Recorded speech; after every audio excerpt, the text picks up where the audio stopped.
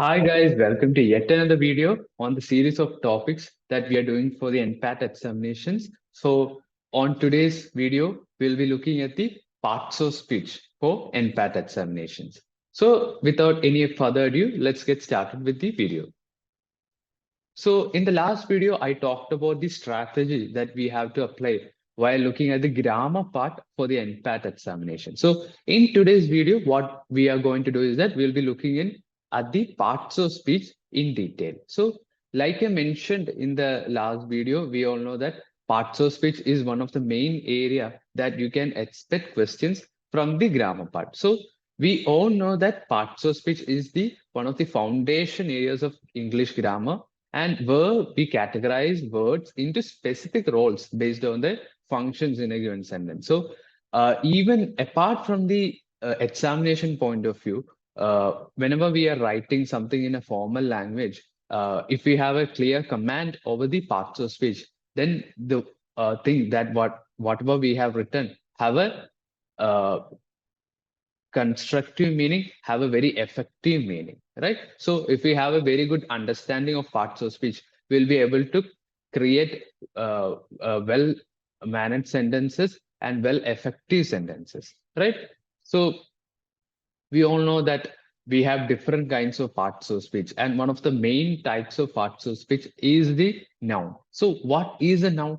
A noun is something that represents a person, place, thing, or idea, right? So it basically we call noun as a naming word, right? So something that represents a person, place, thing, or an idea, right? So basically most cases noun can also be categorized into common nouns and proper nouns.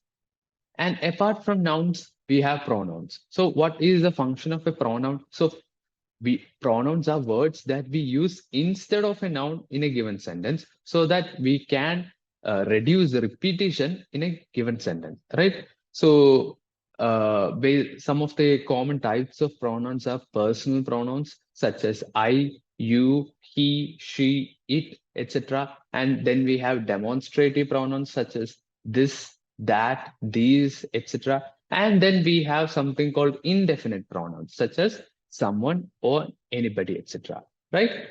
And moving on, another major area which is verb. So what is a verb? So verb is basically defined as an action word. So verb conveys action or a state of being within a given sentence. So through action verbs, we can describe the physical or the mental actions that the subject is doing in a given sentence, right? So a verb is a very essential area in the parts of speech. And moving on to another one, which is adjective, right? So what is an adjective? So adjectives are the words which can modify or describe nouns so that we are able to provide some more additional information about their quality. So basically, they talk about questions like what kind, which one, or how many, right? So some of the common examples of adjectives include colors, sizes, and other descriptors. So by using adjectives in a given sentence, we are able to describe or modify the noun in a given sentence. So another area of parts of speech is adverbs. So what is the definition of an adverb?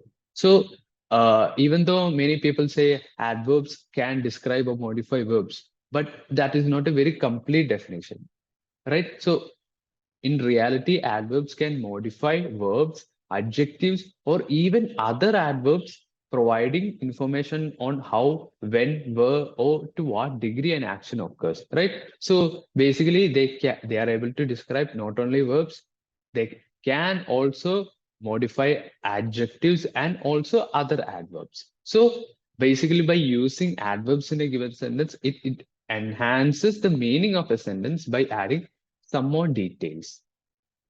Now moving on to another category, which is prepositions. So what are prepositions? So prepositions indicate relationship between a noun or pronoun and with another word in a given sentence. So the very reason that why we use preposition in a sentence is to convey, for example, location, time, or direction, right? So some of the common prepositions are words such as in, on, under, between, and across, etc. Right? And now moving on to another part, which is conjunctions. So I think we all know the definition of what a conjunction is. So basically, conjunction is a connecting word, right? So it connects words, phrases, or clauses to create logical relationships within a given sentence. So we have two types of conjunctions, which are coordinating conjunctions, which includes words such as and, but, or, etc. And then we have another category which is called subordinating conjunctions, which includes words such as because, although, etc. Right? And now we come to the final one of the parts of speech, which is interjection. So, looking from an examination point of view, I don't think interjections are much that of an important area. But even though to get much more understanding, we can look at the definition of interjections. So, interjections are expressive words or phrases that are used to convey strong emotions, right? So such words such as hooray, alas, etc. So these all come under the category of interjections, right? So now we have a very good understanding of what are parts of speech. Let's look at some of the uh, types of questions that can be expected, right? So like I mentioned in the last video, the types of questions that you can expect from the grammar part are the spotting error types of questions. So basically, you will be given a sentence and they will be asking us to identify the error in a given sentence, right? So here I have given some very easy sentences for you to try out. So I won't be giving the answers for this because we have already discussed what are the parts of speech. So go through these sentences and please let me know in the comments what are the errors in these given sentences, right? And now moving on, talking about parts of speech, right? So some of the general tips that I can give you for guys are some one of the major tips is to learn the basic structure of a sentence.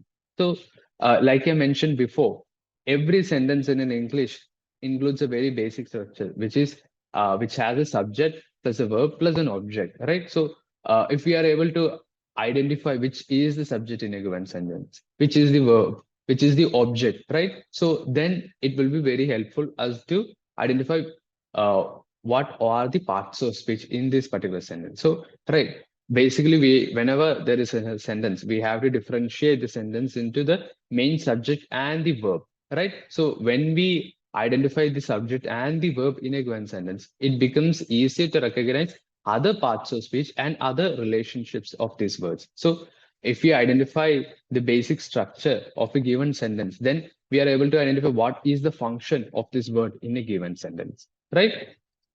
So with that, we have come to the end of this very short video. I hope you had a really understanding session. So stay tuned for more videos. We'll see you soon. Thank you.